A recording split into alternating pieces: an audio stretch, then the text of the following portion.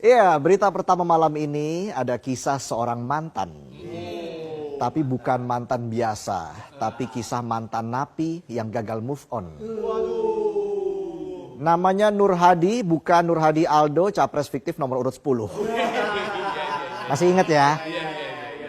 Ini Nur Hadi Abdurrahman, mantan sekretaris Mahkamah Agung. Udah tua tapi kelakuannya kayak bocah tongkrongan yang gak mau bayar utang. Baru aja keluar dari penjara.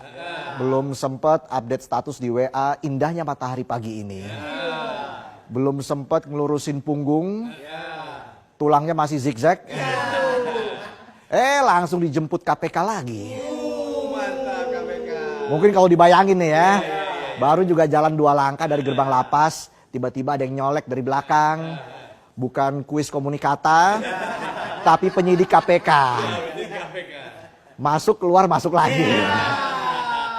Ini bukan kisah bucin, ini kisah Botuna, bocah tua nakal kelakuan licin. Dulu dia dihukum 6 tahun karena main-main perkara di MA. Duitnya 35,7 miliar rupiah hasil suap, 13,7 miliar rupiah hasil gratifikasi. Totalnya banyak deh. Penonton mimpinya aja gak segede itu kan. Dapat martabak aja udah senang. Padahal jaksa udah nuntut 12 tahun plus ganti rugi 83,9 miliar rupiah. Tapi hakim bilang, kasihan beliau berjasa. Come on, jasa apa Pak? Jasa acak-acak peradilan. Dan katanya lagi dia punya tanggungan keluarga. Lah dikira rakyat gak punya tanggungan. Listrik, air, BPJS, utang, cicilan motor, mantan yang belum move on, belum termasuk pajak pedal tuh, kan ada pajaknya, sama tarif ojol naik, tapi nggak pernah tuh dapat diskon-diskonan. Yang lucu uang penggantinya ikut lenyap dari putusan. Nah sekarang KPK nyoba taktik baru, jerat lewat pencucian uang alias nyuci duit haram biar kelihatan bersih. Tapi sayangnya yang dicuci cuma duitnya, kelakuannya tetap kotor. Jadi kalau kita menengok sedikit ke belakang, Nur Hadi terima uang suap paling gede dari Hendra Sunjoto, bos PT MIT, sebesar 45,7 miliar rupiah cuma buat ngurus sengketa lahan. Menonton dapat duit segitu pasti buat beli gorengan tuh ya. Disuruh kerja yang keluar bukan keringat, minyak jelantah. Belum cukup, dia juga nerima gratifikasi dari 5 orang lain buat urusan perkara di PN Surabaya dan Denpasar. Korupsi keliling Indonesia, udah kayak tur band indie. Bedanya band indie menghibur, si Nur Hadi bikin peradilan ngeblur. Dan waktu disuruh datang ke KPK, dia sempat ngilang. Mangkir 5 kali jadi buronan. Pas rumahnya digeledah, ditemuin uang tunai 1,7 miliar rupiah, disimpan kayak duit THR yang gak sempat dibelanjain. Dan istrinya, Tin Zuraida, diduga ngebuang dokumen ke toilet saat penggeledahan. Mampet tuh septic tank. Dan setelah 180 hari ngilang, akhirnya Nur Hadi ketangkep juga di rumah mewah di kawasan Simpruk, Jakarta Selatan. Dan terbongkarlah harta-harta yang bikin rakyat makin nyesek. Ada mobil mewah, ada Ferrari F430, Ferrari F428 Spider, dan belasan mobil mewah lainnya.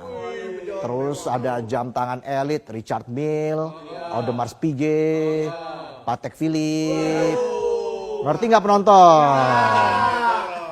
Lihat harga G-Shock aja udah shock. Kemudian ada juga bukti kepemilikan tanah, kebun sawit seluas ratusan hektar. Semua disamarkan atas nama keluarga dan orang terdekat. Kaya banget ya. Tapi Nur Hadi nggak bisa beli satu hal, yaitu hati nurani. Bukan hati Nur Hadi.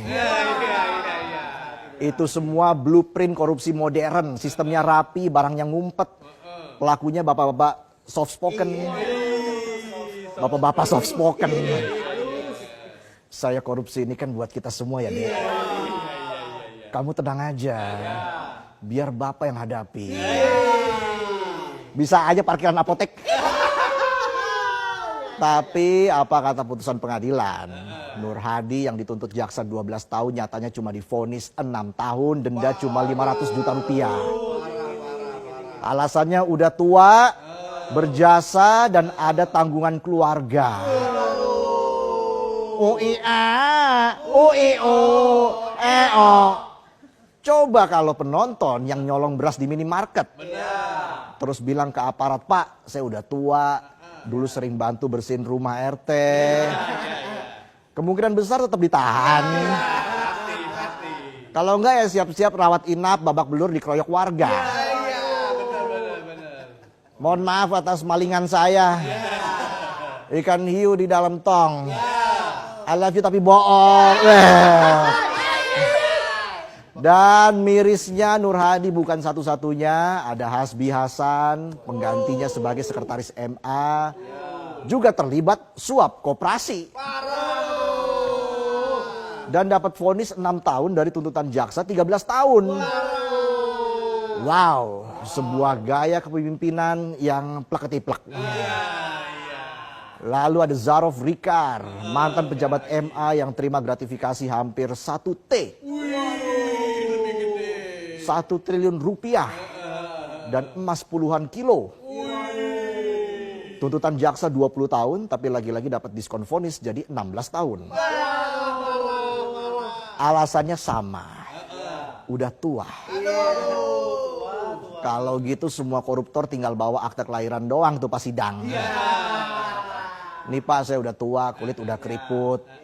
Jadi dapat diskon berapa tahun saya Pak. Boh. Dan ini soal sistem yang gak punya urat malu. Di saat rakyat nyari kerja sampai ngelamar ratusan kali gak keterima juga.